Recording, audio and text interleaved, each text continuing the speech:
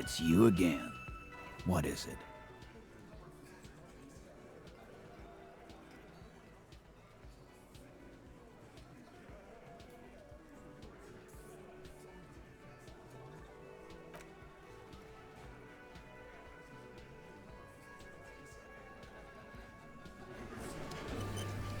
It's you again. What is it?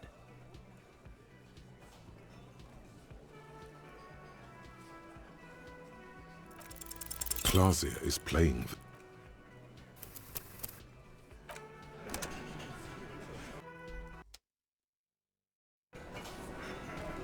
It's you again. What is it?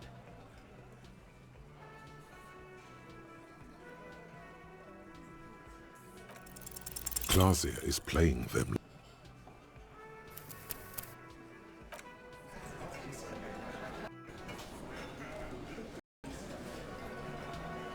It's you again. What is it?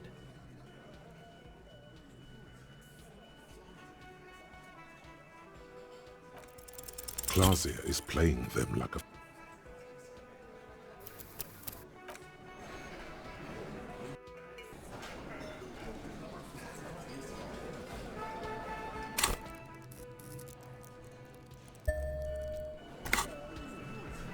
It's you again.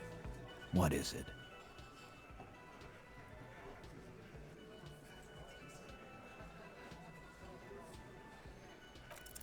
Convince Titus he's being manipulated. You should know by now. Titus Hardy will never falter. Just remember, it's about more than Clausia. It's about these men and Martinez, their district, their responsibility. Outside, in the midday sun, ruins.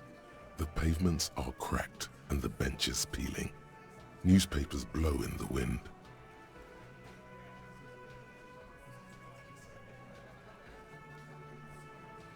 Huh? You caught the leader off guard. Now strike.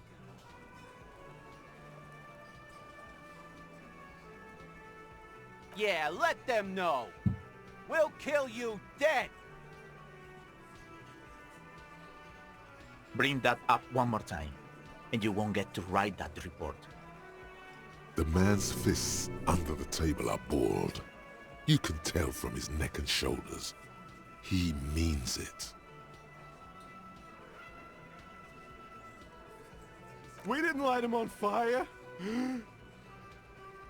That's it. That's the weak one. You flushed him out. Now go in for the... Officer, you will be next if you don't shut up. He's onto you. He knows what you're trying to do. Steel yourself. Push on. Just ignore Theo. We didn't kill him. We didn't even hang him. He was dead when... Shut up, Angus! Fatty! Say one more thing to the cops and I'll... Dennis, stand down, or I'll beat your head in. Theo, take your hand off the belt. This isn't 31. I've got this under control. Angie, where's your goddamn inhaler?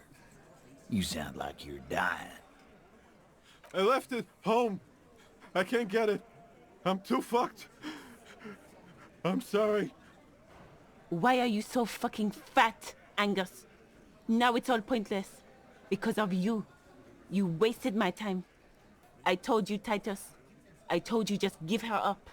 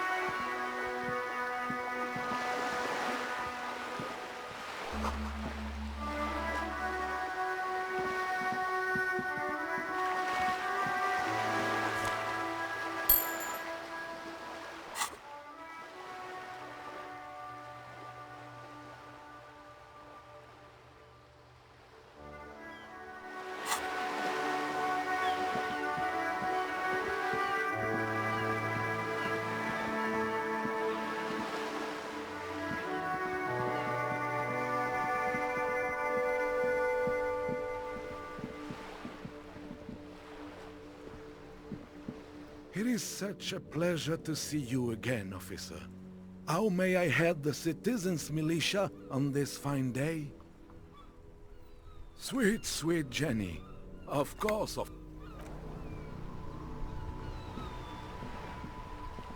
Vigilance officer, what can this old carabiner do for you?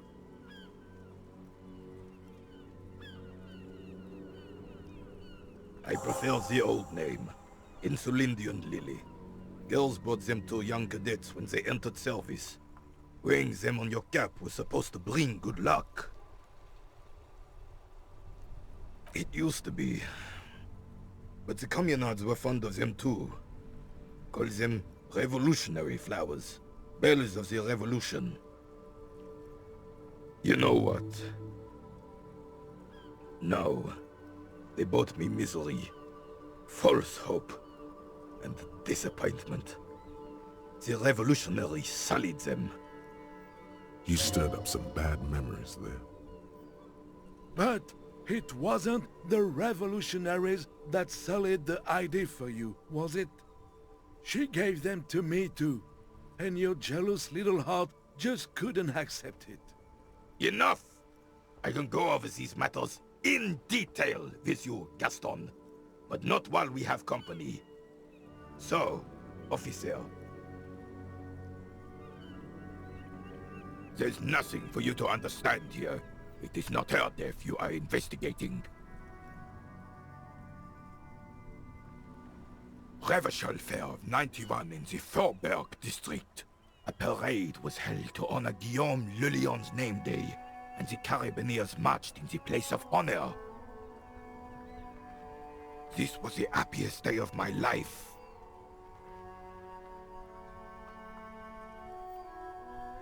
I was 22 when I returned from King Guillaume's Akira operation in the south and found my sweetheart in the arms of this wretch. I won her back, but while I was dealing with some issues. You were like a dark cloud sucking the joy out of every living thing around you. And you hurt her. Dark cloud. That sounds unpleasantly familiar.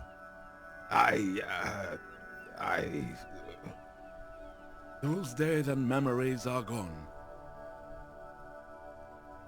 The old soldier says nothing, but when his glance quickly runs over Gaston's face, there's an odd look in his eyes. Could it be guilt?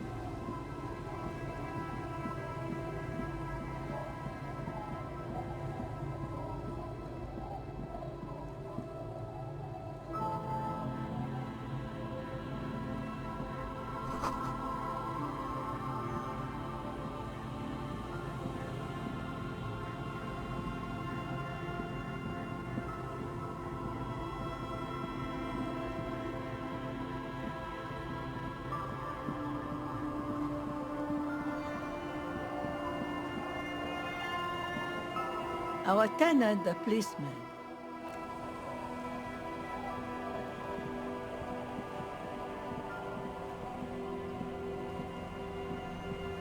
The waves are beginning to die down. Look at those little bastards. Simmer down. Simmer down, bastards.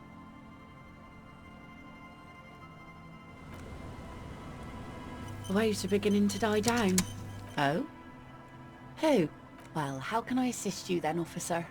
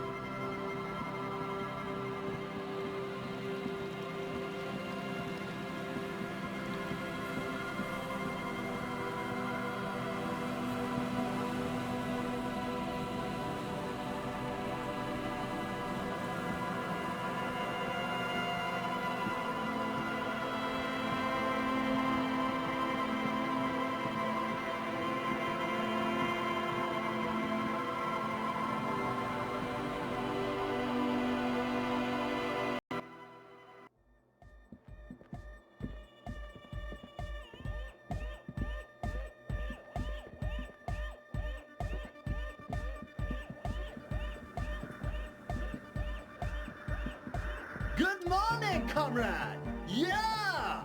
Harder car!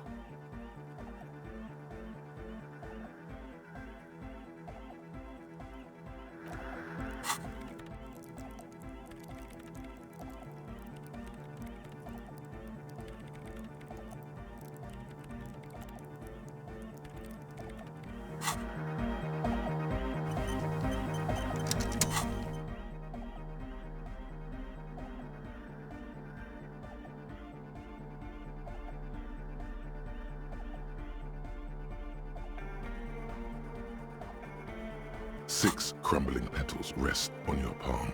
They're white, a bell-shaped crown.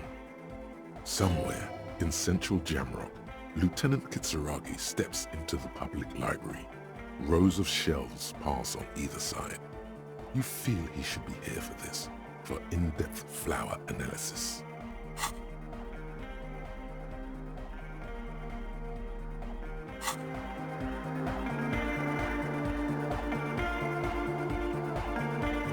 Good morning, comrade! Yeah! Sidechain the beat. Listen, you can use the compressor to select between which track it's compressing, either the auxiliary signal or the main input from the tape. Make it alternate between the signals. The compressor controls the gain based on the level of the signal on the aux sidechain input. It will allow maintaining a loud sound without peaks that fill up all the headspace. Sidechaining it, you said? Then he puts on his headphones and his eyes go wide, wider than they've ever gone on drugs. He starts jumping up and down with bliss in total silence, still listening to his headphones. Hey, what did you do to Egghead Cop Man? Did you break him?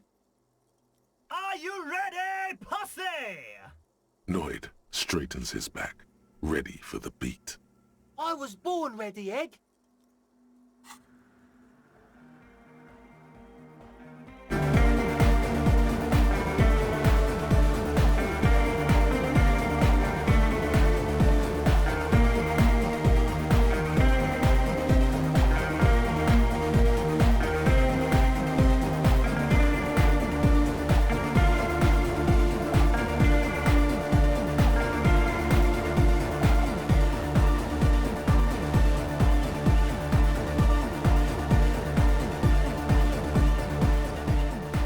The audio assault is glorious. The speed freak dances on the stage, intensely waving his hand in the air. This is beauty! This is life! What in the world is going on? The way melody and bass flow together, it's unnatural. Your body is taking a beating from the low frequencies crashing over you. It's making you feel alive again. Introducing the ultimate sound! God damn it! This dance club idea might just work out. DeLorean Church! The place to be! Pump it! Pump it!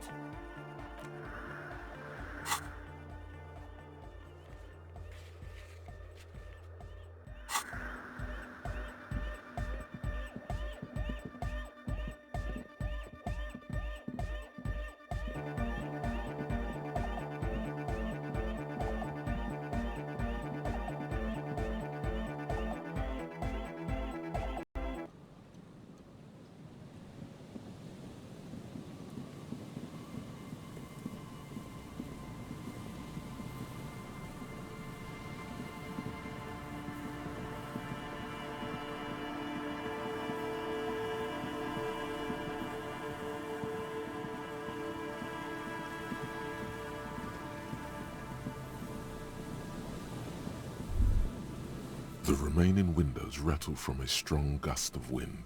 They're covered in a thick layer of grime. They must have been like this for 40 years. Dripping water falls from a high place. All you can see is the shadow of a collapsing staircase.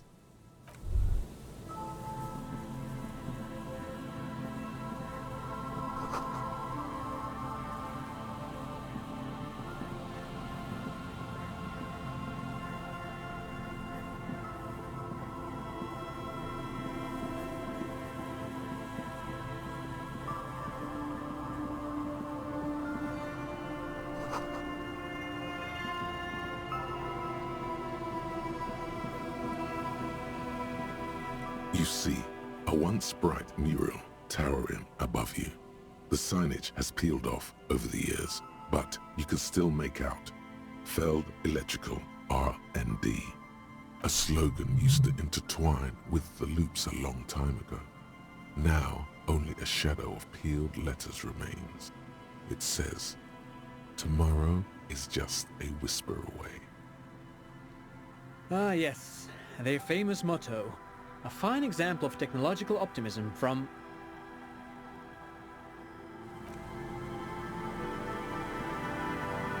Hello again.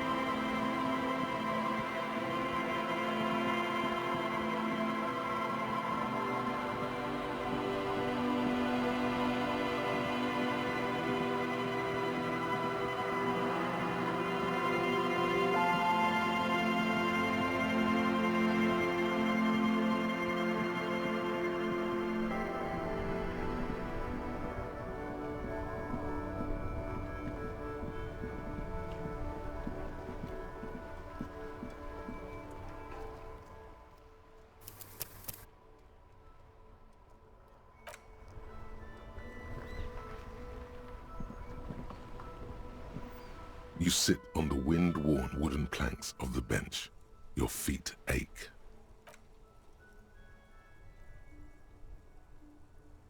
You finally stop picking your nose.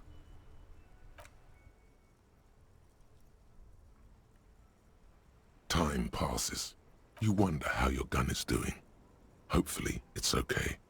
You're really starting to regret the poor way you handled your own sidearm.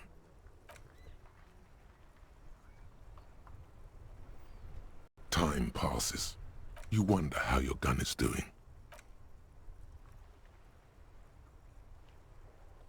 What could be more exciting than sitting on this bench on this beach? Nothing, you conclude. This is the maximum excitement possible. The twiddling barely keeps your hands warm against the frigid wind blowing from the coast. After a while, you've had enough.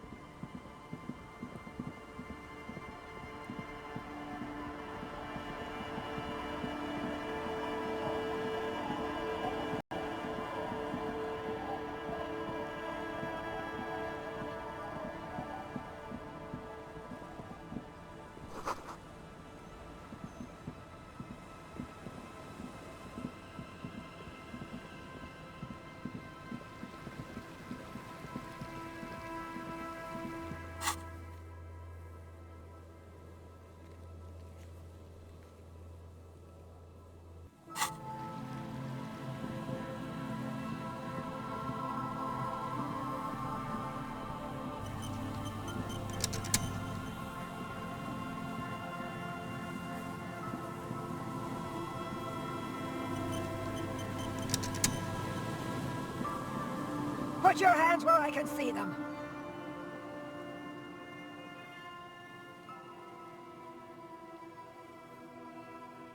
Show me your hands. This is the pigs. Show me your hands. Right now! Show me your hands! Right now! Scavenged, battery-powered police lights protrude from her back. The flickering light show reveals a gun in her shaking hand. Her hand is trembling from some sort of neurodegenerative disease. You shouldn't be here. Something's very wrong with her. She's completely out of control. The man appears to be pulling out an object from his pocket. Fear under threat! Fear under threat! Superseding event. Split-second decision. Get on the ground! Get on the goddamn ground!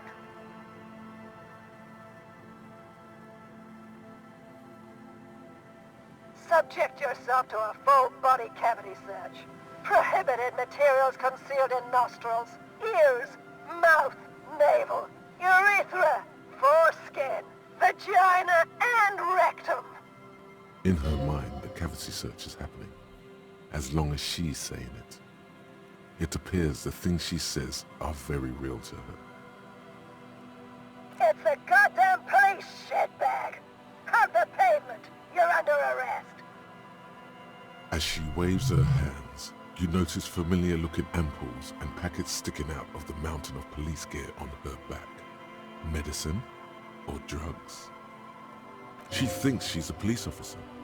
Try treating her like a police officer, a lower-ranking police officer.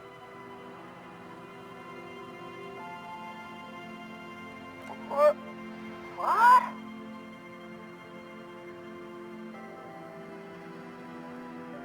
Sir?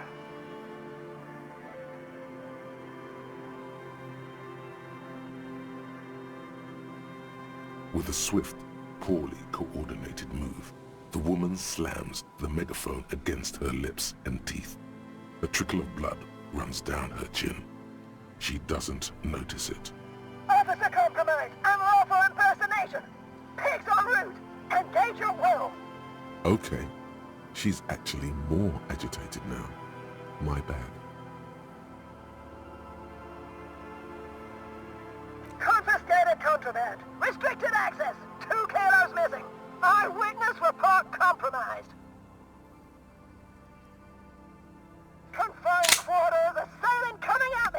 Oh, I see. Okay, the gun was empty. All is good. You're fine. What is this? This isn't police issue. Police weapons have bullets. This isn't real. Police guns always have bullets. What is this? Why did you sell me this? She looks devastated. Grab the gun, right now. This might be your only chance. No one ever cares anymore. Why would they treat me like this? Great gears are grinding to a halt. The machine is powering down. She's all out of jolt. Okay, you need to figure out what to do with her now. Nobody's ever around. Nobody ever comes to visit me.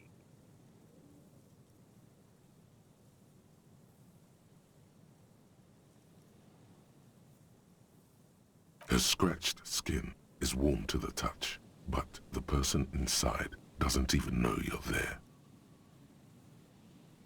The catatonic woman, especially now that she's unarmed, doesn't seem to be a threat to anyone but herself. Please leave the radio on. Mr. Moran is on Channel 8. She stands motionless, just a heap of clothes and fleshes now. Maybe if you search her once more.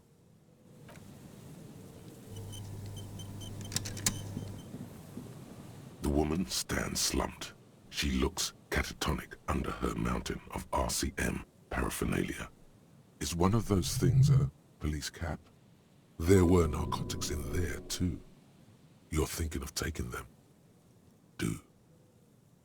The old woman doesn't react to your touch. She doesn't even flinch as you reach out and disentangle the familiar-looking lieutenant's cap from her mountain of RCM paraphernalia.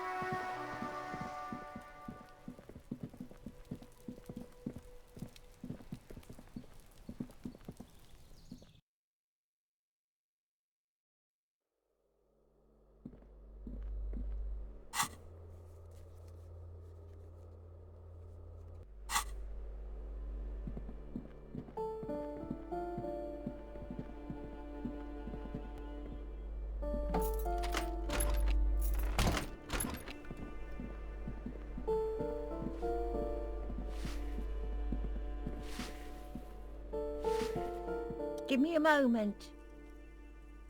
What? No. Nobody tells me anything. If it ain't my business, I'll keep my nose out of it. Oh, Think we'd all be better off if people kept their noses to themselves.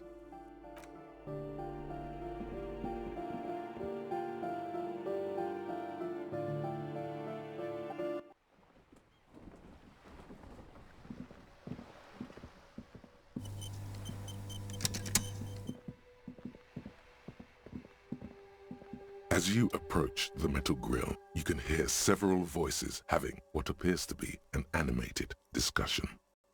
This must be it. Beyond this door lies the beating heart of radical communism in Martinaise. Somehow, the night air softens the smell of trash and sea brine. As the breeze pulls through the canvas like a shuttle through a loom, you catch a hint of something unexpected, something earthy, warm, and burnt. The acrid smell of failure. No, that's just slightly burnt coffee, a smell you would recognize anywhere. Just look at this pig, sniffing about after hours. Must have slipped my mind. You know how it goes. The metal grill is cool to the touch.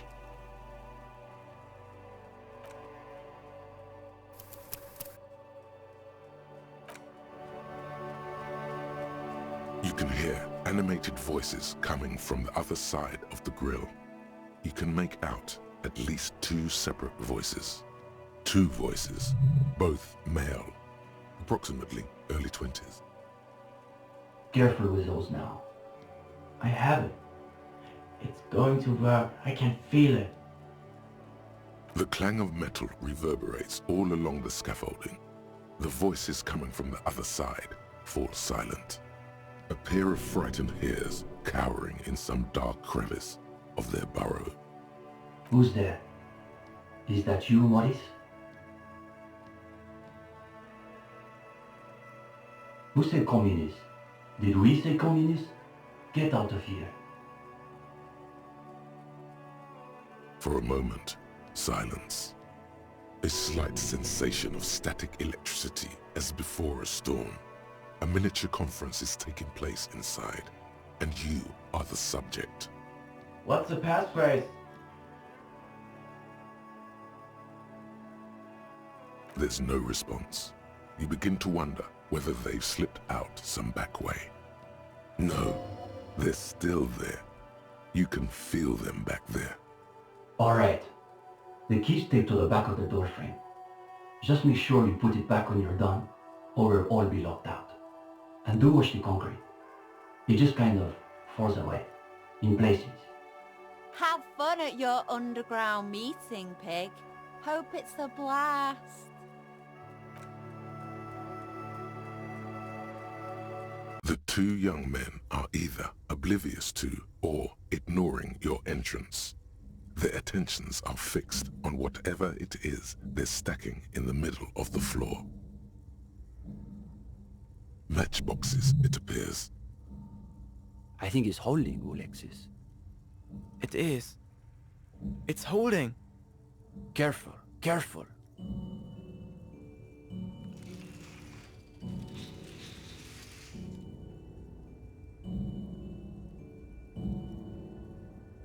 Damn, hardly any difference. You're late. He should know the meeting starts at 10 p.m. sharp.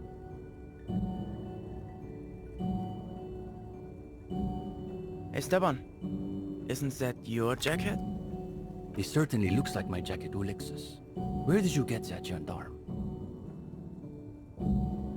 Yeah, I'm sure you did. That's real Sarah-Maritzian twill. Only old Sarah-Maritzian communists and drug smugglers wear those anymore. See, Uli? It's just like Mazovrot. How does it go again? Those committed to the rights of property are those most apt to violate them. I assumed it was Maurice who broke into my room to play a trick on me. I didn't think I'd actually been raided by the RCM. There is surprise in his voice, naturally. But is that a note of excitement you also detect? Oh, gendarme, because this is perfect. Can you imagine the look on Maurice's face when he finds out the RCM has been kicking my door down? He'll shit himself. Positively.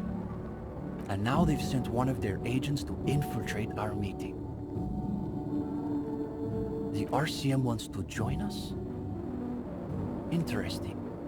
Does that mean you've done the reading? Uh-oh. No one said anything about reading. You'll just have to win this one. Well, this is getting awkward. I'm not sure what you're expecting to find here then. There's profound consternation in his voice.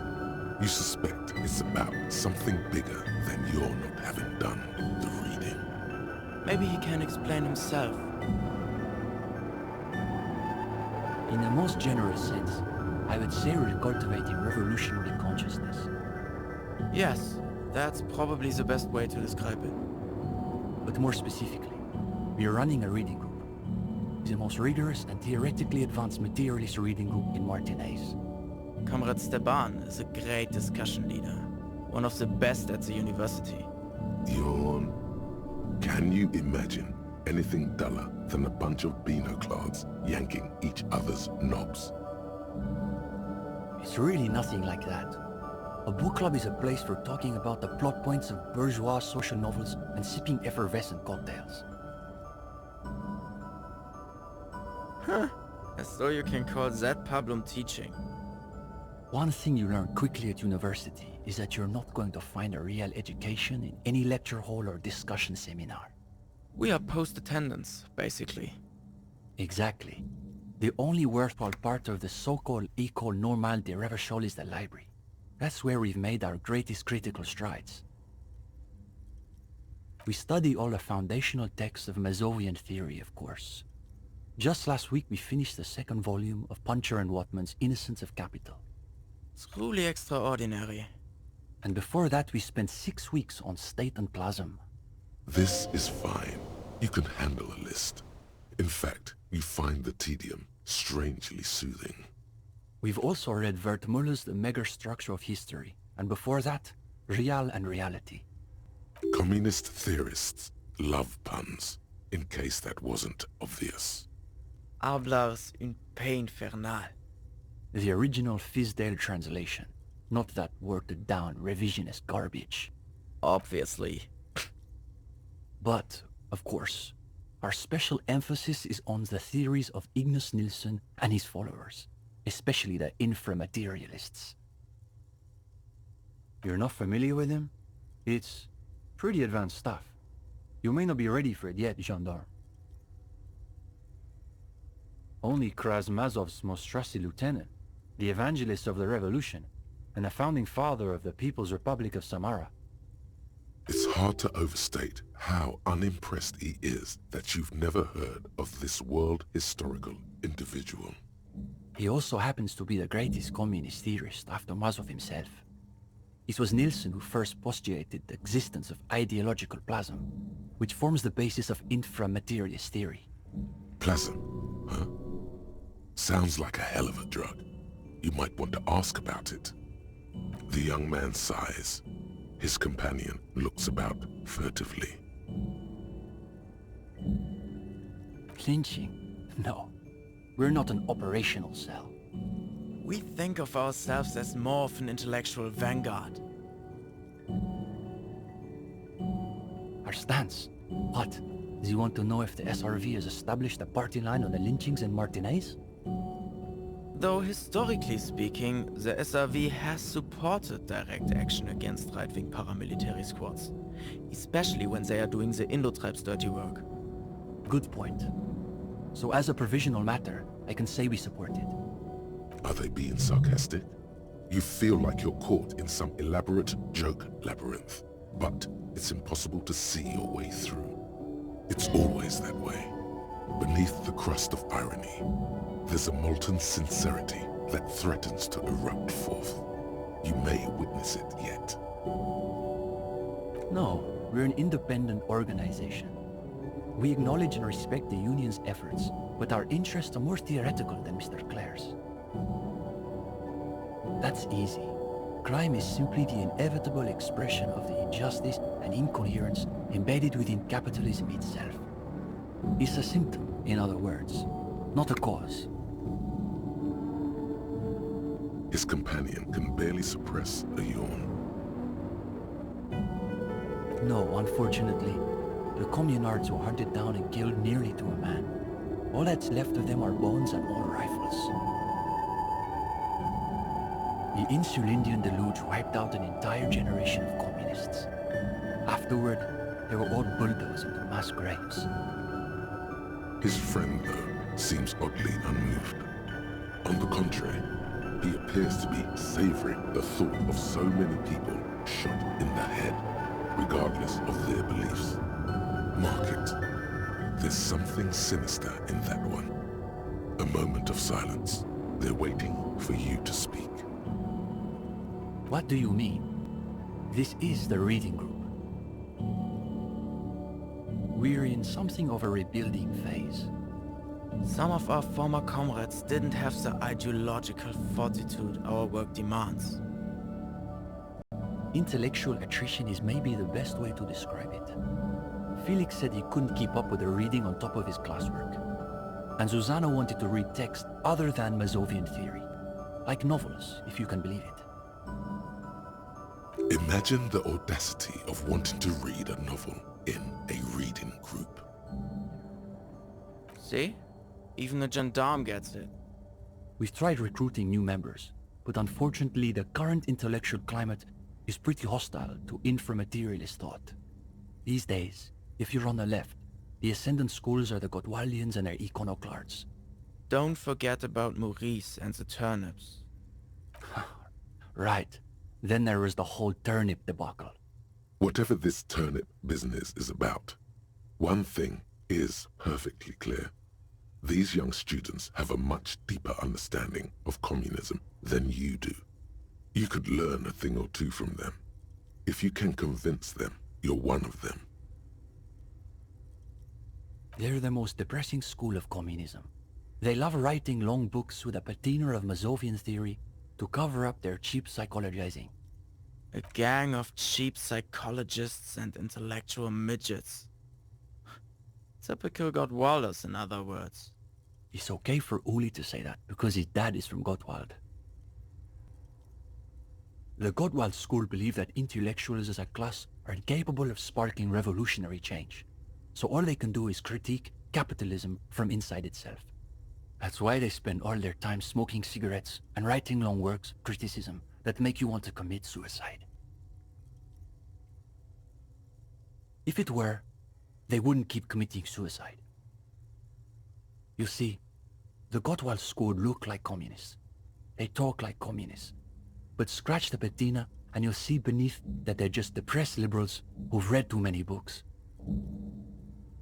For starters, they love talking about beans. That's right. Iconoclasts are obsessed with beans. They love thinking about beans. They love counting beans. But most of all, they love building models to predict how many beans there'll be in the future. They're by far the most bean-centric school of communism. Ah yes, the much maligned bean counters, ensconced in their think tanks and high-rises, believing they can save the world through a series of incremental, assiduously technocratic reforms. If only. They've got all the beans accounted for in their asset sheets, their quarterly budgets, their future projections.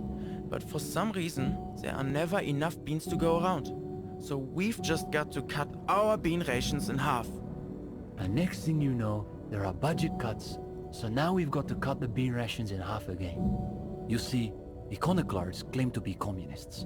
But in reality, they're just liberals with hard-ons for spreadsheets. Of course not. The only people who actually call themselves liberals are mouth-foaming reactionaries. Basically indistinguishable from fascists. You'd need an X-ray machine to tell the difference. Cindy is... how to describe her role? Something of an ideological auxiliary, perhaps. Yes, that's exactly how I would put it. And naturally, we support her radical counter-liberal aesthetics. But she refuses to submit an essay, so we can't call her a member of the group per se. That doesn't stop her from using the room for studio space, of course. It's an unfortunate story. You see, our ex-comrade Maurice is something of an economist. He's studying macro and microeconomics. Right. So a few weeks ago we were discussing the extra physical capabilities of the revolutionary state. And Maurice said, what were his exact words, Ulexis? It was unbelievable. He said, turnips don't care if they are grown by communists, moralists, or Vulcan. They grow just the same. Basically, he was rejecting the whole foundation of inframaterialist theory. Simply that under suitably revolutionary conditions, crop yields naturally increase relative to non-revolutionary crops, which Maurice somehow has the gall to deny. Susanna said that he has been hanging out with some non-communists lately. For us, the question boiled down to, if you don't even accept the basic ideas of Nielsen and inframaterialist theory, why are you in the rating group? Well, it wasn't so much that he was expelled. He just quit coming. We haven't seen him around for weeks. Go ahead. The young man frowns at the little pile of boxes on the floor. Nothing, just messing around until the meeting started. They're watching those matchboxes awfully intently for two guys who are just messing around. It's almost as though they were trying to create the most unstable structure they could. We typically only accept new members once per semester. There's this whole process with essays and presentations on assigned topics. But given that we have some extra seating at the moment, I guess we could be convinced to expedite an application or two. Stefan, you can't be serious. For gendarme? I am serious. As materialists, we've got to adapt to conditions as they are. Besides, he'll still need to pass the interview portion of the entrance process. Assuming he's even still interested, that is.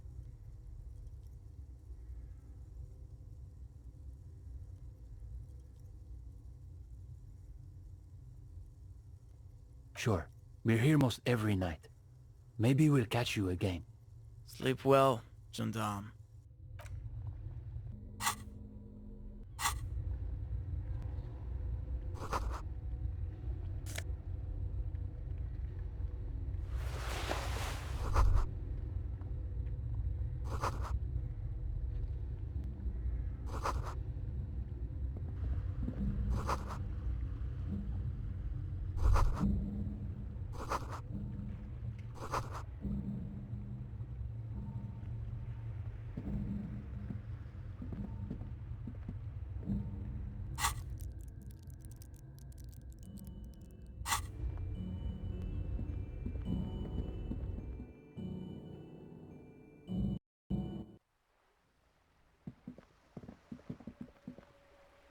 Ooh, the piggies have learned how to saunter up staircases. I didn't think you could do that with hooves. But here you are. Yeah, I can see that. Cool mutations. That smell coming from her paint bucket, it's not paint, it's heavy fuel oil. What did you think I was using? Aquarels? This shit is pumped out of government vehicles. She did it herself, pumped it out. She's proud of it too. You ain't seen nothing yet, Piggy Boo.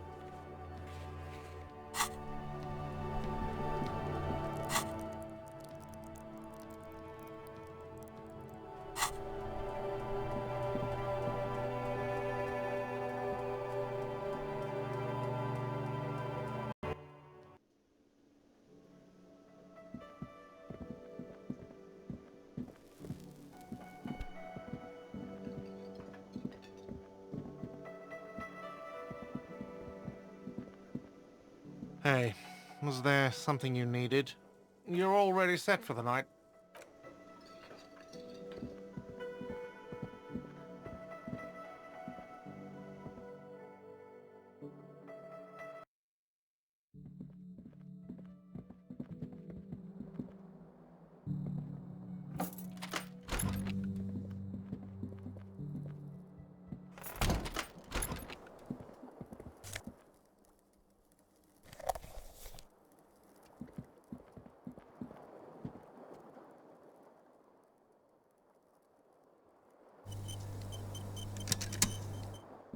The bed is still cold from the broken window, and not too inviting.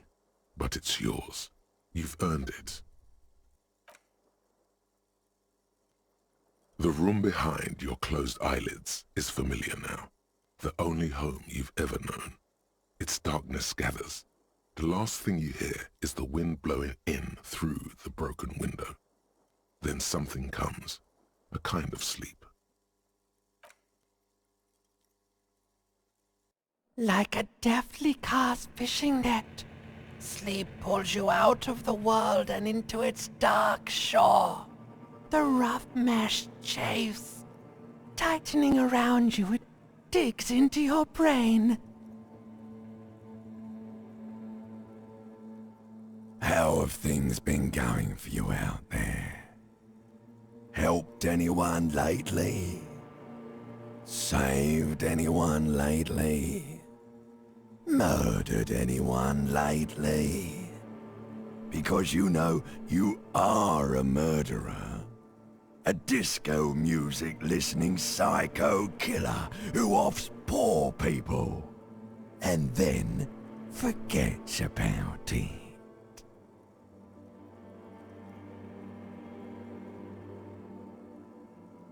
Hear that?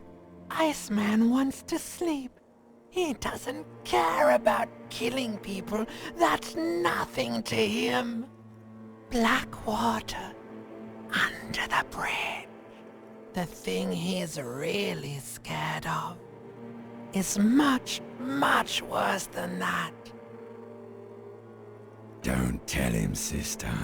It's too bad. They're right. This is their function. To keep you from it. We're trying to help you. All these processes, these tortures, voices and tremors are all just distractions, flares and countermeasures to keep you from the last dream. The worst of them all. The last dream will be total annihilation. Cinders peeling off the fuselage. We won't be there to help you anymore, Harry. We will be dormant. You will be naked and alone. Of hell. An ancient sadness, brother. 10,000 years later. In front of the video rental. There is a warm breath on your face again. Everything is okay again. Everything is so okay. Your eyelids flutter open for a moment. When you close them again, you sense the light of the room around you. You're back. In 2 seconds, the alarm will ring. The last thought in your head before waking is, maybe you shouldn't have seen that stained glass window in the church.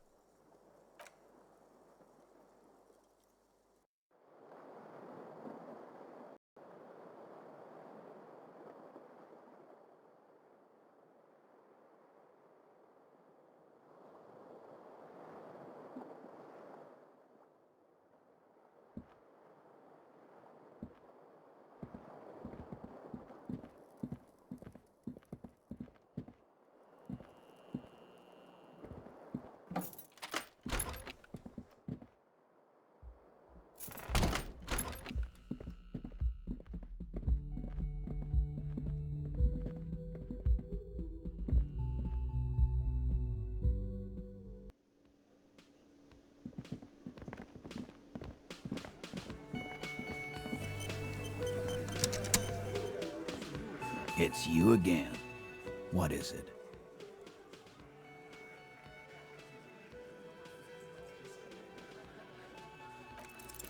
Clausia is playing them like...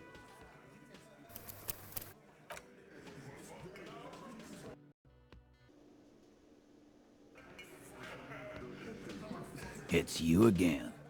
What is it?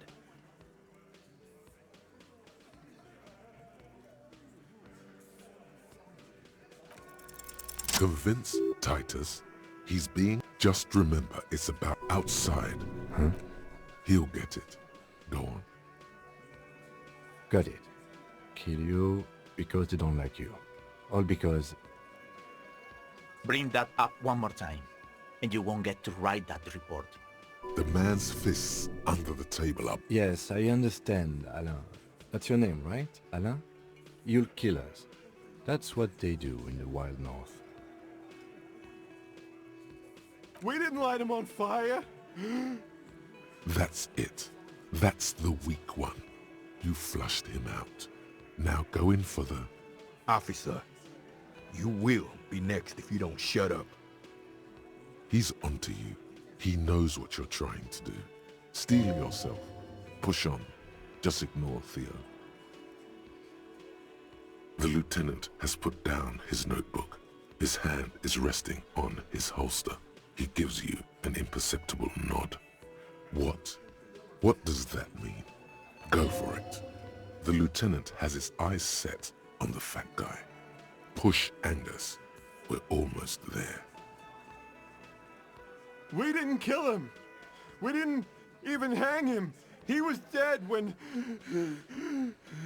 Shut up, Angus! Fatty! Say one more thing to the cops and I'll... Dennis! Stand down, or I'll beat your head in. Theo, take your hand off the belt. This isn't 31. I've got this under control. Angie, where's your goddamn inhaler? You sound like you're dying. I left it home. I can't get it. I'm too fucked. I'm sorry. Why are you so fucking fat, Angus? Now it's all pointless. Because of you. You wasted my time. I told you, Titus. I told you just give her up. Lizzie, your help is no longer needed here. Go tell Everard. Fine. I'll tell him. After a long walk along the coast. What just happened between these two? You're in. He's all yours. Questions? He nods. You hanged the corpse to cover up the real cause of death. The bullet in his head. Another nod. 'Cause the girls asked us to. They were in some shit. Did she kill him? Cop, I have no idea. The girl says she didn't. He doesn't think she did. Or at least he hopes she didn't. Classier came down. She seemed really out of it. Drugged up, even more than usual. Bug-eyed and gurning, you know? Not in a fun way. It looked like she'd redosed after something went down. I've seen that look before. She was scared. I knew someone had died. I've done this job for 10 years. I've seen it before. It's the politician in the motel room with the dead hooker scenario. Only in reverse. Good analogy, boss. You don't get to talk yet, Shanky. You're still on the bench. And you keep taking it easy too, Angus. That's okay with the fat man, still wheezing there. He couldn't speak if he wanted to. We went upstairs. Sure as day the merc was dead. There was a bullet hole through the window. Fucking dirty sheets and bottles everywhere. Tibbs patched the window. And the corpse, we hanged. Nah, he's my brother. He's in the window replacement business. Right now, he's grateful he hasn't gotten his brother into this mess.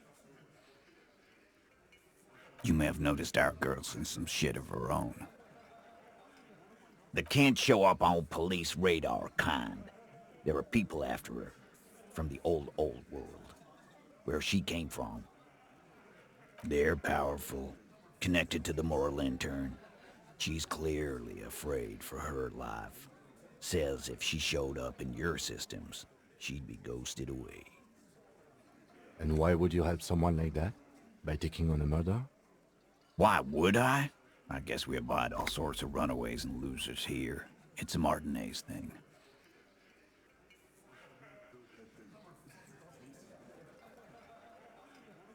Not yet. Just some ideas. She says the shot came from outside, behind the window somewhere. So that's a clue. I'm thinking someone's past caught up with them. Either hers or his. Hers, you mean? I mean the people after Klausya. Maybe the shot missed. Maybe it was meant for her. I like that. Been thinking the same thing myself. My dude, one of those mercenary buddies of his could have done it. They got guns, training, years of bad blood, probably. Or it could have been someone else from Crenell. Tell you what I'd do. Check out the coast for vantage points. Maybe consult with a ballistics buddy of mine. That's what I'd do, if I wasn't too busy doing this clown dance with you. He's calm now, threw all that turmoil away, and became himself again. In a manner of speaking. We had help from another girl. It was her idea to hang him, and I liked it, for political reasons. It sent a good message. Fella, you think too much. He's off all right. You're gonna hurt your head. A little too far there, but you're definitely right. That woman is just affiliated with the Hardy Boys. You don't know her, anyway. Glad you understand that. The lieutenant gives a smile only you can see. You do that. Hey, cop. Before you go. Suddenly, the wind picks up outside. You hear it rattling the large windows in their frames. It carries newspapers, circles the whirling in rags in a warm column. She, Klausya, came to Martinez to hide. Many of us did. This is where you wash up when there's nowhere left to go. The Union takes you in. Now, she refused that protection. But... Still, after all this headache... That's right. If we didn't take care of the people who end up here, this place would just be a couple of ruins and some cargo containers. We'll take that into account.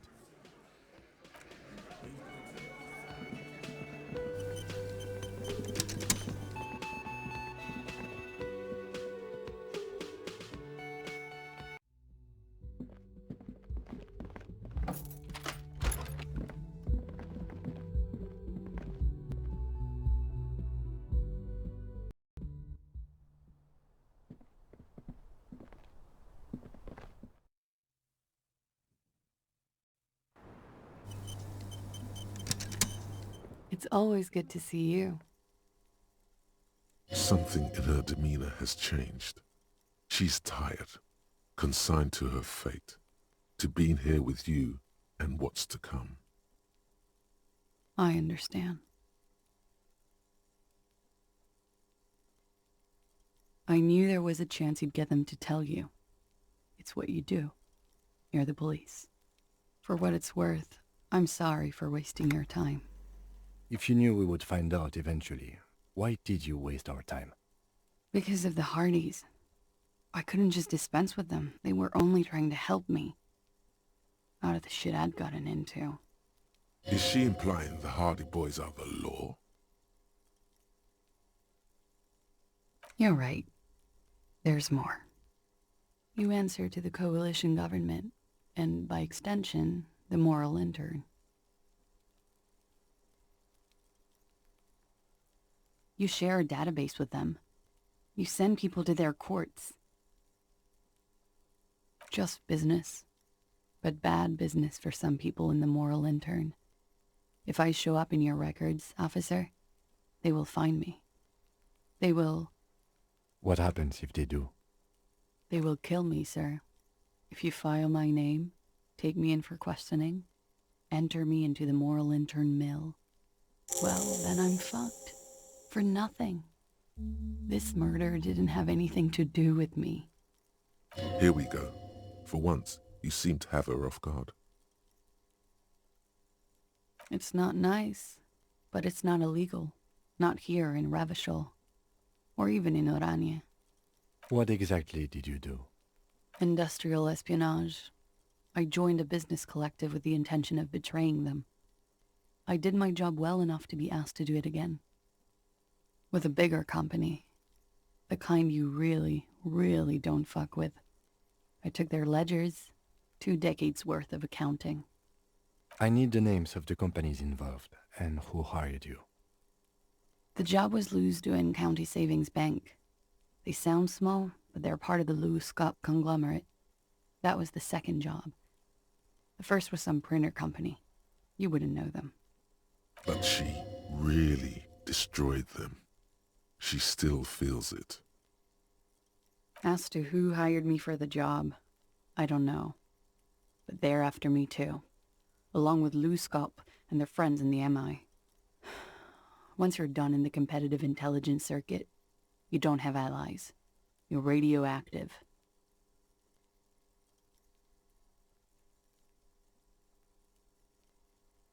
Sure, I'm not a war criminal, but it was bad.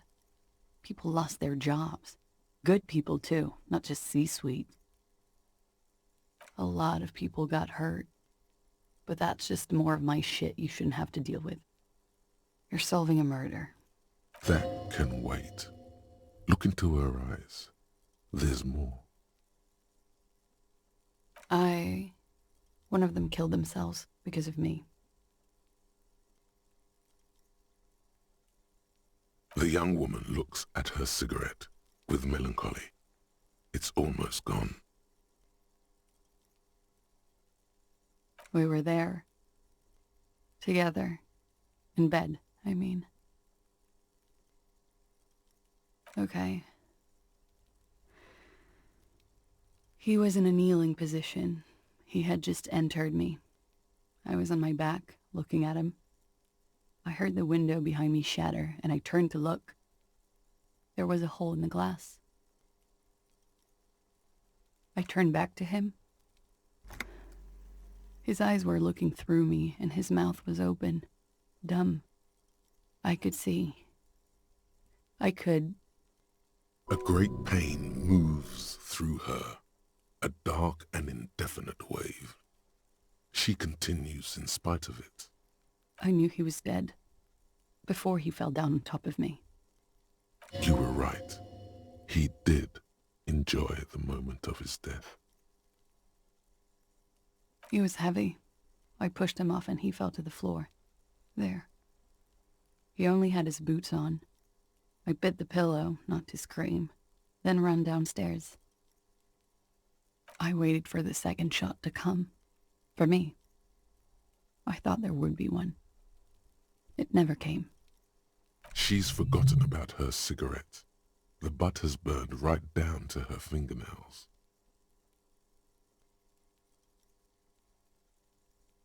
So am I. She throws it away and immediately proceeds to light another one. What time was this? When did it happen? It would help us if you could be as precise as possible. 11:30 to 12:15. I don't know the exact time. Around midnight. It's okay. Were you inebriated? Not as much as usual. He'd done a line, plus other things. I was drinking. This doesn't fit with the testimony of Titus Hardy. He said she was higher than usual. Oh, yeah. I did one of his lines, just to clear my head. Good thinking. Clear your head. You should clear your head. Get into his mindset. Did you hear or see the shooter in the course of this? No. Nothing. I was trapped. I was stuck in my room downstairs. I got some clothes on and crawled back up, drew the blinds. Blood was coming from his mouth. Not a lot. Just a little. He was still on the floor, slouched. I couldn't be there with him anymore. So I ran down and out of my room, into the hallway, down the stairs. I knew there would be people there. Run, woman. Run past them and out into the streets where it's dark and people move. To the lorries at the intersection, as far as you can. I already ran. I ran from an entire Isola. I can't run any further. Not with these people. This is as far as it gets. Sylvie was tending the bar. A lot of people were there. The Hardys were at the table in front of the stage. I think the Union box was full. Ruby was there too. They were having such a good time. I sat down and they all welcomed me. I didn't even have to say anything. Ruby knew something was wrong. Ruby, you know, the leader. The leader? Of what? The Hardy Boys. Well, nominally, yes. Ruby's the one they go to when things happen, like things they need taken care of. She's the organizer. This Ruby, in her phrasing, is entrusted with great power. She trusts her. So do the others. Would you say she is the 8th Hardy Boy? Why not? Does she also party with Ruby, however? What are you trying to be? Tactful? She wouldn't mind. Go on then. Well, Ruby said let's talk upstairs. I showed her the room. I've known these people since December. They know my situation, that I can't leave a paper trail. Ruby was the first one I told. She said she'd take care of this. It's what she does, you know, take care of things. I helped her get the body to the bathroom. We used a belt to pull him up under the shower, to keep him upright. To mislead you, they were tampering with the body. To produce lividity, matching a hanging? Yes. We completely missed the tampering. Looks like you got there in time. What was this, 20 minutes after death? Oops. About 20, yes. Ruby explained it would make the blood... You know what he does. Ruby went outside to talk to Titus and the boys. I was just looking at Lely in the bathroom. I had to put his clothes back on. His armor, too. It was tough, but I've seen him take it off and put it on many times. It took Ruby maybe half an hour to come back with Titus. I'd gotten him ready by then. They carried him out. I knew what they were going to do. Make it look like a hanging. Ruby said they would. Ruby said to wait here. She also said I wouldn't see her for a while. That we should lay low or something. So I did. I don't know. I haven't seen her since. We will need to take this question to the Hardy Boys. When he was shot? I may have. I don't know. I couldn't hear anything over the glass exploding. The gunshot wasn't that loud. This is something to keep in mind when assessing the distance of the shot. That's the first thing that went through my head when I heard the glass break. I thought they'd found me. They've killed him to punish me. All last week, I've tried not to talk to anyone or be seen with anyone so they wouldn't be hurt. I've come to understand, however, this is paranoia. What happened didn't have anything to do with me.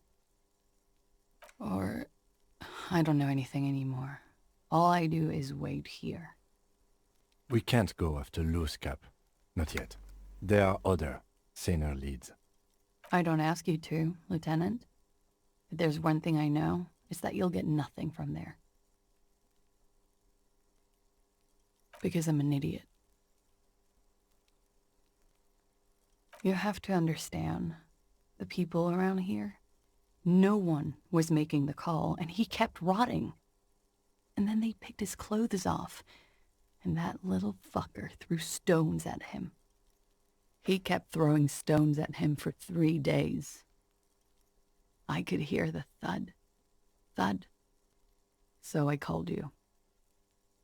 I hope with all my heart it's not the last thing I do in Ravishol. Oh God, that was a lie too. Who made the call then? Don't be paranoid, man. It's unbecoming of a police officer, and it makes you sweat. Last week, Angus and Titus's brother, I think he's called Tibbs, took care of it. She nods, silently. She doesn't even smoke, just picks up the cold coffee and holds it in her hands. He's thinking, are we done here? Or should we arrest her? She's a flight risk and she lied to you. She should be taken into custody.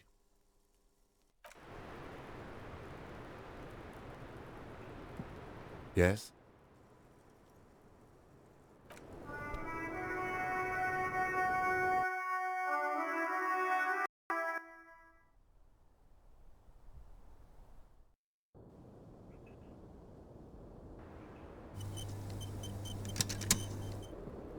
Hello, officer? What brings you up here?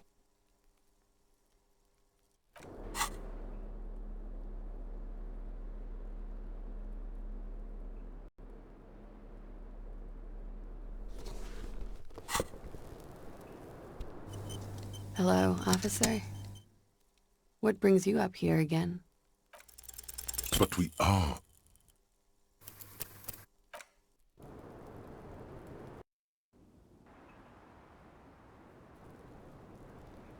Hello, officer? Who? What? Dear God, you've been lied to. She could have killed her lover and lied to everyone. She's not candid at all. She's smoke and mirrors and will-o-wisps. She probably didn't give you her real name either. Why would she? Arrest her immediately, before she further entangles you in her web of lies. Take it easy. Don't overcompensate with this course correction. Ask questions first. See?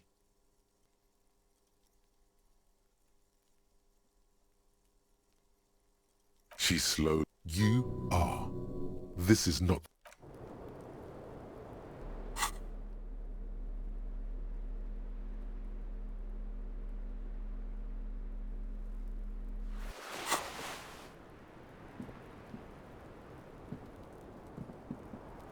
The same small, heavy door. No lock in sight. It's barred from the inside. Sounds like it's heavy, too.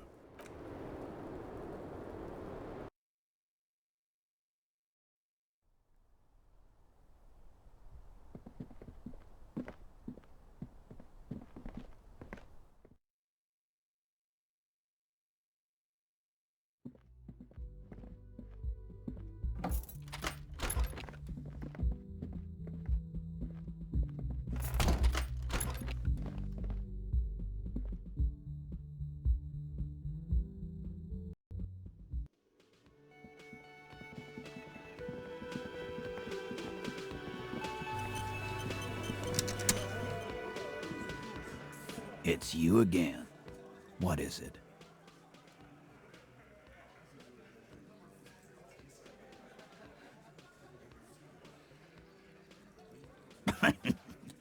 What's that, copper?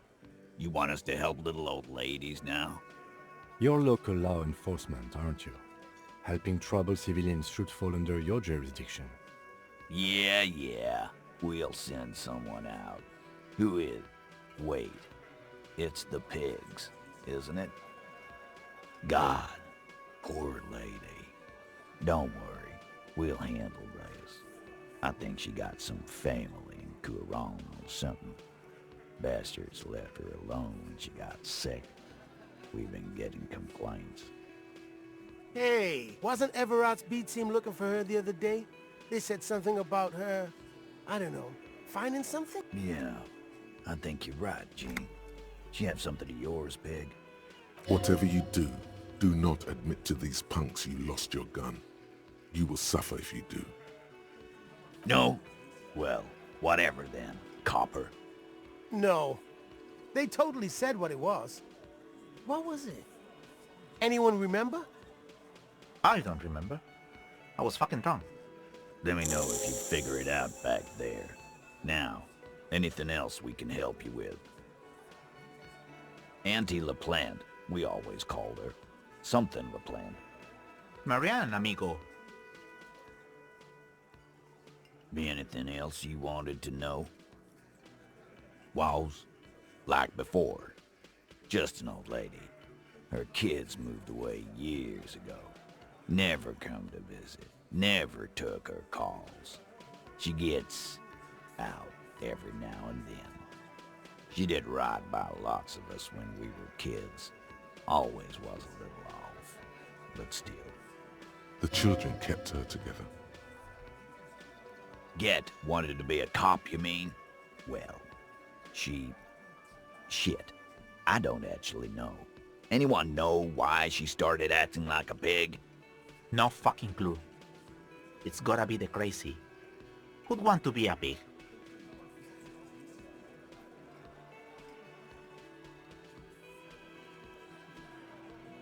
No, I didn't.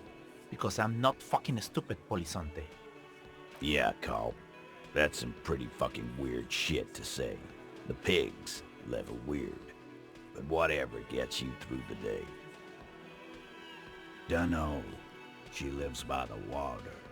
Shit washes up all the time on the beach. Police paraphernalia doesn't just wash up on the coast, people. It's not like we dump it at night. She bought it, collected it. Station 41. A man carries a crate of rusted, unused badges. You think these would net us something at the annual auction? A balding detective drags a comb futilely across his head. Shit, who'd want those? Just dump them into the river. No problem, old cop man. We take care of our mentally ill here in Martinez. Ain't that right, boys? Sure enough, we're the real heroes on these streets. Why?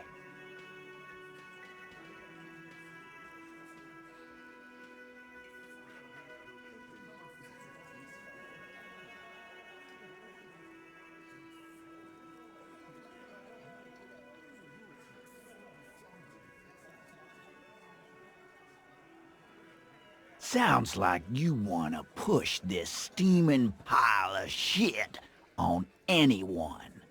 And now you pick Ruby. Well, not on my watch you won't. Ruby's one of us. We're not gonna throw her under your moral intern steamroller. Fuck that shit. And fuck you too, moral Ruby is missing. If you hide from the police in a murder investigation, you become a suspect. You know how it works, guys. That's nothing. That's just legalese. You don't even have a sound theory. I don't want to be rude, but we're trying to get some R&R here. Think you could fuck off now? I think we'll keep sticking around, Titus. You'll be surprised at how quickly a theory presents itself if you keep looking.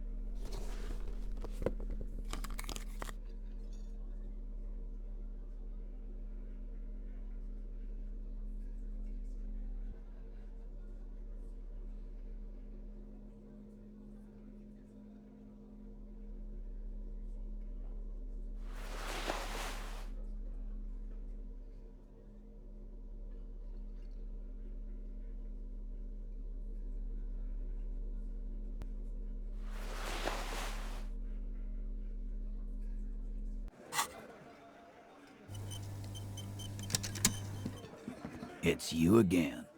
What is it?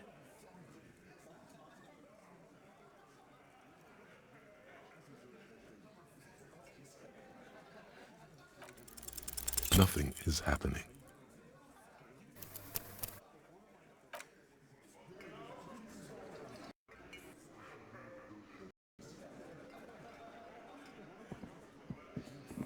It's you again. What is it?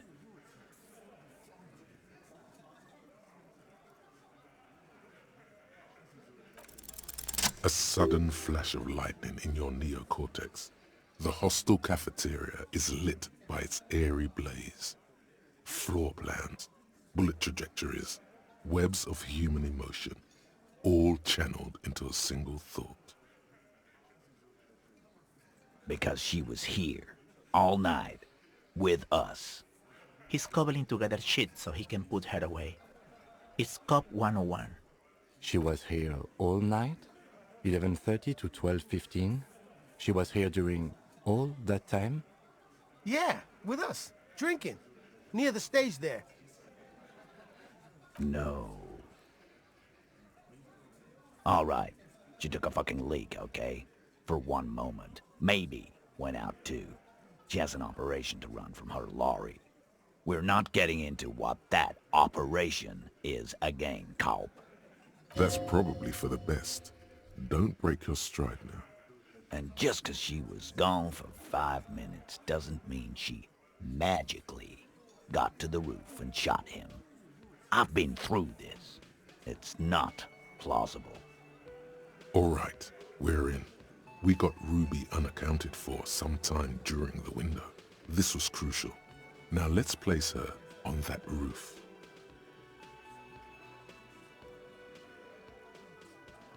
How? People say there was a pinball arcade here, sometime before the hostel. What was it called, Theo? East Delta Pinball Arcade. Weird place. Went bankrupt. Okay, but how'd you get up? There's no room for a staircase in this building. Or an elevator, for that matter. The elevator is outside the building. It's an old dumbwaiter used for moving pinball machines up and down from the workshop. Ruby could have gone up, shot him, come down, all under 7 minutes. That's quite the theory. We need to have a look at that secret passage, boys. I'm on it, boss. Right when the law clears, me and Angus are going up there. It's a dumbwaiter, not an industrial lift. How about I go instead of... Shush now. You got something else to back this route up? Or is that it? Why not? You can't draw a straight line into Clausia's window from any of the surrounding buildings. Not from what I know about Martinez. Maybe from the coast. But like I said, I've been too busy dealing with you idiots. So no, I don't think it was a sniper. It was close up. I've seen the winch. I'm not blind. You saying it's part of the elevator she used to get up there? That's one mystery down then. An architectural mystery. Doesn't much concern Ruby, does it?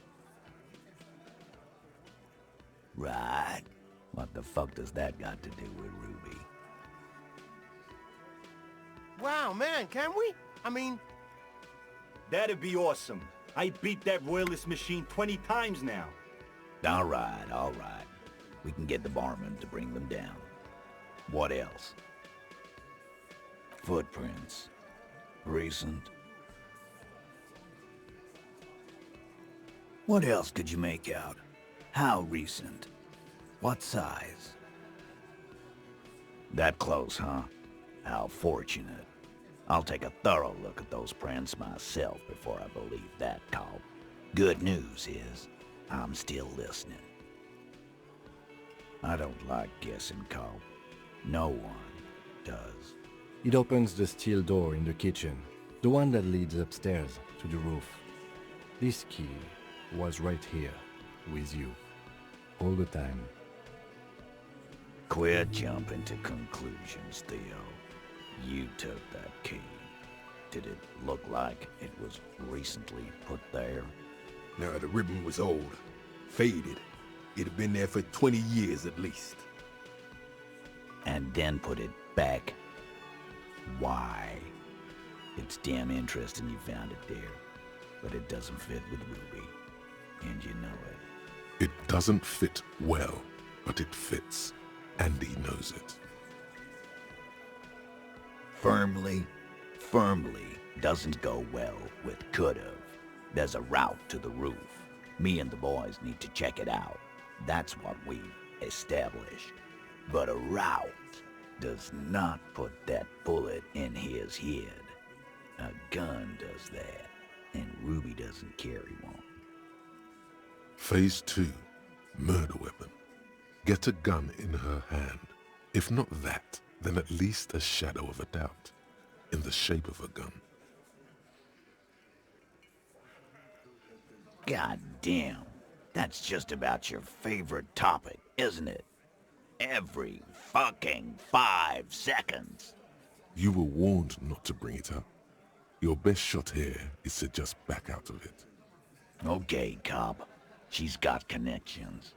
I could see how she could have access to a gun. That still doesn't mean she did. That's all you needed. Doubt. So it had to come from a breech-loading rifle. Military grade. Not even you militia monkeys have those. This goes against your everyone has a gun theory. If it was military grade, how'd Ruby get it?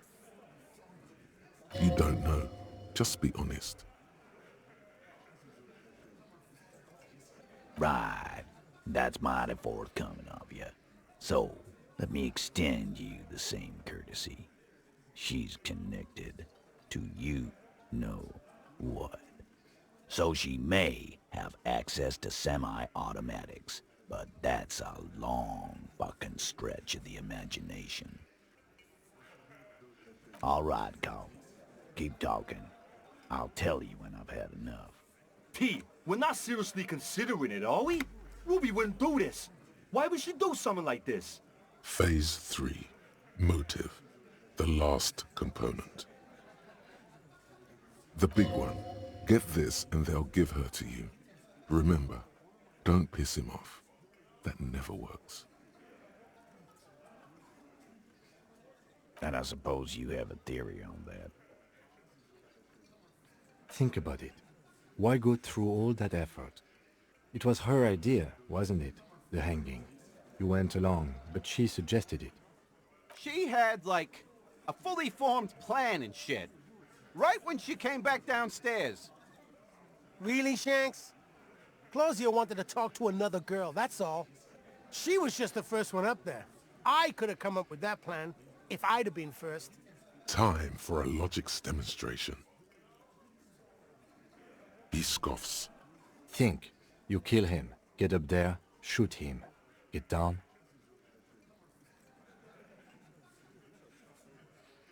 The man is silent. If she used us to cover her own shit up, well, that's a serious violation of the Hardy Code, boss. Which is why she didn't. She would never do that. Why aren't more of you defending her? This is fucking stupid, Titus. Glenn, I thought the same thing when she skipped town and left us in this shit. Oh, so he didn't rule her out completely. And she skipped town. This is good. Silence. He looks around the room. The old man in the corner nods. A very small nod, and a trickle of tobacco spit on his lip. This is the only option he cares for. Yeah, I see it. There's one more thing I've been wondering about, ever since you asked me where she is. Add it to your list of suspicions, if you want.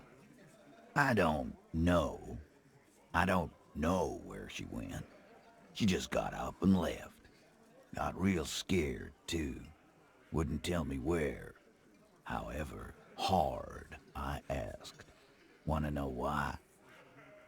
She was afraid I would tell you. Maybe she was right. By now, I probably would. She knew there's evidence on her, and she knew we'd find it. This is typical suspect behavior, why fleeing is always incriminatory. Perhaps. Ask her if you find her. It won't be easy, though. She made sure of that. Friday afternoon, when you first arrived, I got word the RCM was in town. Then she came in to see me. Told me she was leaving. That's when we had our little conversation.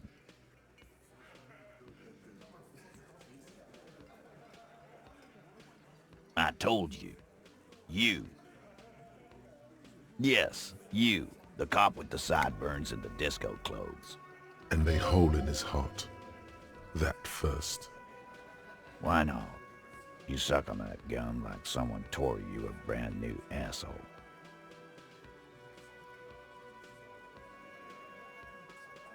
How can I forget?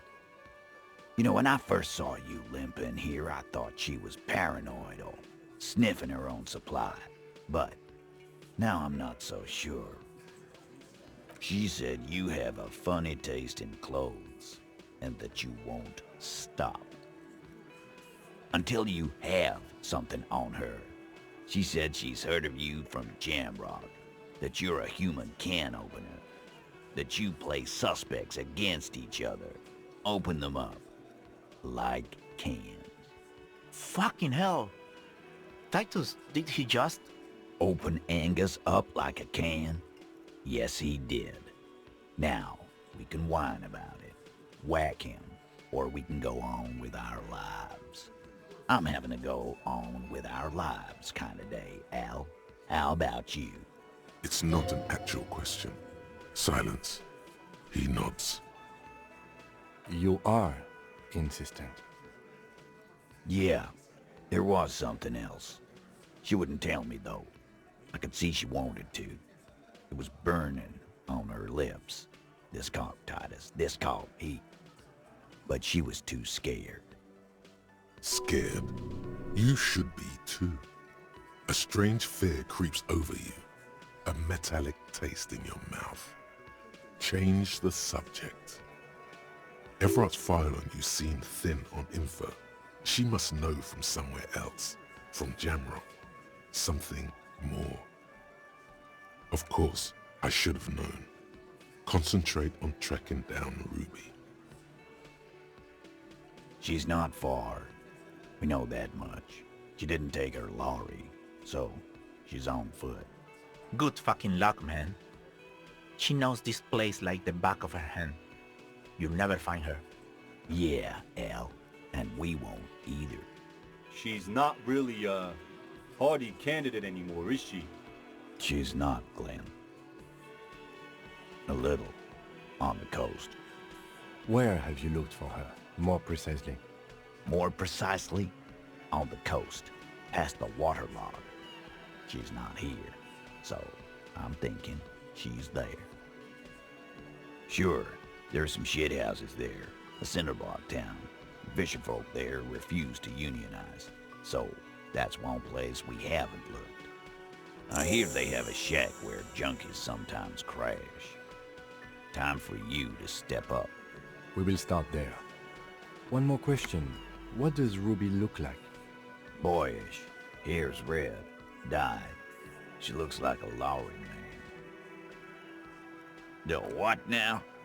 I have no idea. Boys? She said she's building a pale emitter. What? We were talking about radio equipment. She said she's doing Ulan frequencies and a pale something. I don't know more. This guy barely understands what he's talking about. There you have it. Pale something. It feels like you'll get to know soon enough. It'll have to. His grip is firm and reassuring, like holding a piece of unpolished granite. Not just granite, tightly packed RCM Sergeant material. When are you gonna get it through your dumb head? I already am. I just wasn't sure you were. And he still isn't. People aren't afraid of good cops in the way Ruby was afraid of you, he thinks, then turns back to his men.